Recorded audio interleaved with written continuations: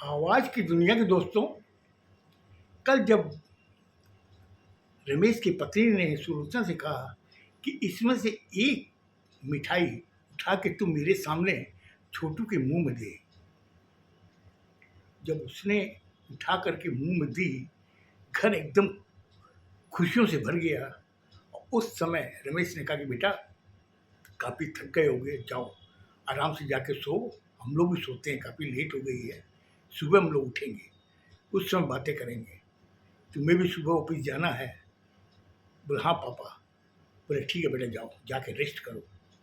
उसके बाद में बोले जब दोनों चले गए तो रमेश और रमेश की पत्नी दोनों हॉल में बैठे हुए थे और वो आपस में बात कर रहे थे कि देखा, एक तरह से मुझे लगा था ये घर बिखर गया है, मगर मुझे लगता है कि ये मेरा जो छोटा बेटा है ना, यही मेरे इस घर को वापस एक करेगा।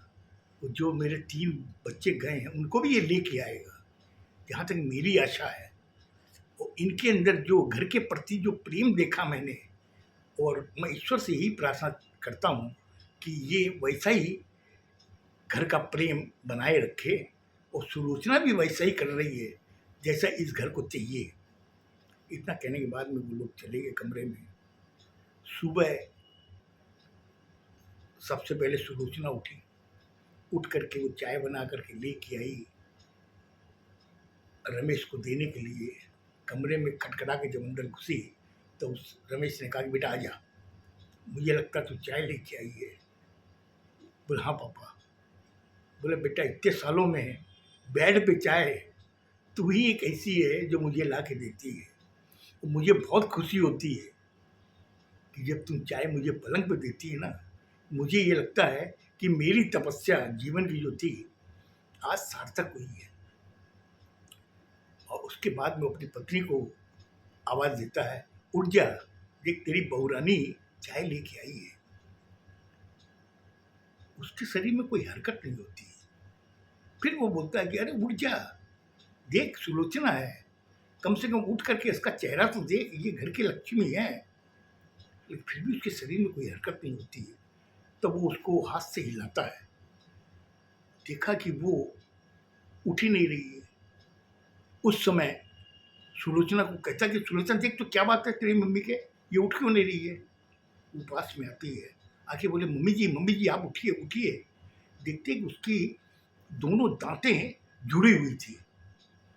फिर वो क्या करती है कि उसके नाक को बंद करती है सुलोचना। बंद करने के कुछ सेकंड बाद में उसकी हड़बड़ाहट में वो उठती है। बोले क्या बात है। बोले मम्मी आपकी दांतें जुड़ गई थी क्या। नहीं बेटा, ऐसा तो नहीं हुआ। बोला कोई बात नहीं, उठिए, मैं चाय लेके आऊँ और चाय पी लीजिए। गरम गरम जब चाय पियेंगे ना तो आपको अच्छा लगेगा। उनके हाथ में वो चाय पकड़ा देती है, वो बैठ के पीती है। इधर में रमेश का माथा थोड़ा छटकता है कि आखिर हुआ क्या। आज सुलोचना जब उसकी नाक दबाई, हड़बड़ा के वो उठी है, इसके पहले आज तक कभी नहीं हुआ। इसको एक आवाज से वो उड़ जाती थी। मेरी पत्नी आज उठने में इसको क्यों विलम्ब हुआ। जो कुछ ना कुछ इसके शरीर में ज्यादा है, मुझे किसी डॉक्टर से कंसल्ट करना पड़ेगा। हालांकि वो अपने मन में ये सब बातें सोचता है। सोचने के बाद में चाय वाय पी लेता, उसको अपनी पत्नी को कहता तुमने चाय पी ली, चलो हम लोग स्नान वगैरह करके हॉल में आके बैठते हैं। हॉल में आके जब बैठते हैं तब तक सुलोचना और छोटू दोनों जने स्नान करके आ जाते हैं। वो चाय नाश्ता ले करके वहाँ डाइनिंग टेबल पर दोनों जने बैठते हैं। इधर मम्मी पापा को बैठाते हैं। बोले मम्मी पापा आप लोग नाश्ता कीजिए। नाश्ता करवाते हैं। उस समय रमेश छोटू की तरफ इशारा करता है। बोले बेटा, मुझे तुमसे पर्सनल बात करनी है। तो उस समय रमेश की पत्नी कहती है ऐसी क्या बात है जो मेरे हम लोग के सामने नहीं कर सकते। बोले नहीं नहीं, ऐसी कोई बात नहीं है, मुझे कुछ इसको ऑफिस के गुर सिखाने हैं। इतना कह के नाश्ता करके वो सोफे में आके बैठता है और रमेश तो छोटू को अपने बगल में बैठाता है। बोला बेटा, मुझे तेरी मम्मी के शरीर में कुछ ज्यादा है, किसी डॉक्टर से कंसल्ट करना पड़ेगा। बोले पापा क्या बात है, आप मुझे बताइए। बोले बेटा तू एक काम कर, तू तो ऑफिस जा, मैं आज इसको लेके जाता हूँ किसी डॉक्टर के पास में।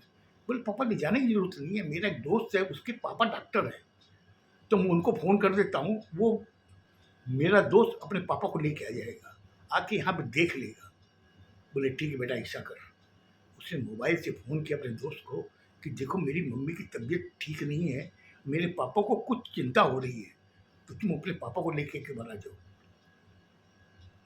बोले ठीक है तू चिंता मत कर, तू तू तेरा काम पे जा, तुमने पहले दूसरे दिन आज, और मैं लेके आऊँ मेरे पापा को। वो पहुँचते हैं, आके वो उसको देखता है, देख करके सारा नेचर करने के बाद में आके रमेश को बोलता है कि आप हॉल में चलिए। हॉल में जाते हैं, जाने के बाद में सोफे पर जब बैठता है तो छोटू का दोस्त का जो पिता है वो उससे कहता है कि देखो मैंने इनका निरीक्षण कर लिया है, इनके जो ये जो दांत जो जुड़ा था वो तो बहुत अच्छा था कि आपकी बहू बहुत समझदार है, उसने नाक बंद किया तो उससे उसको सांस वापस आ गया, लेकिन फ्यूचर में ऐसा कभी नहीं होना चाहिए, ये आप ध्यान रखिएगा। और जहाँ तक ख्याल है इनका ब्लड टेस्ट करवाना पड़ेगा कि आखिर कुछ क्या बात है, किस वजह से ये हुआ है। बोले ठीक है डॉक्टर साहब जैसे आप बोलेंगे वैसा हम लोग कर लेंगे। उसके बाद में वो चला गया। शाम को जब छोटू आया तो रमेश ने उससे कहा कि तेरे दोस्त के पापा आए थे, उन्होंने ब्लड भी लेके गए हैं, और उन्होंने जो चीज़ बताई है वो चीज़ बोले कि वो तो बहुत अच्छा था कि तुम्हारी बेटे की बहू ने इमीडिएट उसका एक्शन ले लिया, नहीं तो बहुत प्रॉब्लम हो सकती थी।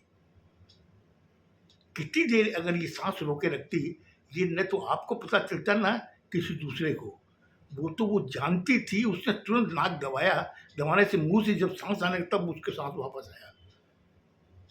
तो उधर बोले एक बार तुम अपनी ये सुलोचना को बुला। सुलोचना को बुलाया गया। उसने बोला कि बेटा तू ये बता, तू ये तरकीब कहाँ से सीखी। बोला पापा मेरे घर के अंदर मेरी दादी के भी ऐसा ही होता था, तो वो मेरी मम्मी इस तरीके से करती थी, मैंने जब देखा कि इनकी दांतें जुड़ी हुई है तो मैंने तुरंत इनकी नाक दबाई, दबाने से मुंह से जब सांस लेने का जब फोर्स किया तो सांस वापस आ गया। बोले बेटा तूने बचा दिया इनको, डॉक्टर ने भी यही कहा था कि ये तुरंत जो एक्शन हुआ ना वो इनके शरीर के लिए फायदेमंद था। आगे से बोले ध्यान रखना कि ऐसा दोबारा कभी हो तो आप इस तरीके से कीजिएगा। और ब्लड लेके गया, देखिए वो क्या रिपोर्ट आती है, उसके बाद में हम लोग बताएंगे कि आगे क्या चीज़ है, उस हिसाब से ट्रीटमेंट करेंगे। बोले पापा आप चिंता न करें, मेरा जो दोस्त का जो पापा है ना बहुत अच्छा डॉक्टर है, हर चीज़ को जनरल डॉक्टर है वो, हर चीज़ की मर्ज की उसके पास में दवा है, उसका इलाज है। बोले ठीक है बेटा मैं थोड़ा संतुष्ट हो गया हूँ कि सही आदमी के हाथ में मेरे तेरी मम्मी का इलाज चल रहा है, बहुत अच्छी बात है बेटा। ठीक है खाना वाना खा लो, और देखते हैं वो बोला कि परसों रिपोर्ट आएगी। उसके बाद वो लोग खाना खा के सब सो गए। फिर सुबह उठे, वो अपना नहाया धोया, नाश्ता वगैरह सुलोचना बना दी, उसके मम्मी पापा आ गए, आके वहीं डाइनिंग टेबल उन्होंने खाना वाना खाया। खाने के बाद के अंदर नाश्ता जब किया तो छोटू ने कहा कि पापा वो कब रिपोर्ट देगा। बोले कल आएगी रिपोर्ट। बोले ठीक है पापा मैं कलेक्ट कर लूँगा, आप चिंता ना करो, मैं देख लेता हूँ क्या बात है क्या नहीं है। अब उसके बाद के अंदर वो चला गया ऑफिस। ऑफिस जाने के बाद में फिर उसने दोपहर में फ़ोन किया सुलोचना को। बोले सुलोचना मम्मी कैसी है। बोला आप इतना चिंता क्यों कर रहे हो, अरे मैं बैठी हूँ ना, आप चिंता न करें, आपकी मम्मी जो है ना मेरी मम्मी है, मैं उनका जितना ख्याल रखूँगी उससे ज़्यादा तो आप भी ख्याल नहीं रख सकते। बोले मुझे तो पूरा विश्वास है सुलोचना तेरे पर, इसीलिए मैंने तुमसे कहा कि मम्मी कैसी है। बोले नहीं एकदम ठीक है, और अपने आप काम में मन लगाओ और काम करो, और काम में ही हम लोगों की तरक्की है। बोले तुम ठीक कहती है। और मैं शाम को आता तो बात करेंगे। इतना कहने के बाद में उसे फ़ोन रख दिया और वो सोचने लगा कि वाक़ई मेरी जो पत्नी है, वो घर को भी सँभाल रखती है, घर के लोगों को भी सँभाल रखती है। मैंने जो शुरुआत में उससे कहा था कि ये मेरे माँ-बाप नहीं, मेरे भगवान हैं, और उसी तरीके से वो उन्हें मानती है। भगवान मानती है, और मैं ईश्वर से यही प्रार्थना करता हूँ कि ईश्वर इसको भी खुश रखे और हम लोग जो 3 जने और हैं, उनको भी खुश रखे। मुझे लगता है आज मैंने ज़्यादा टाइम ले लिया। अब कल आगे बताऊँगा कि उस ब्लड रिपोर्ट में क्या बीमारी आई थी।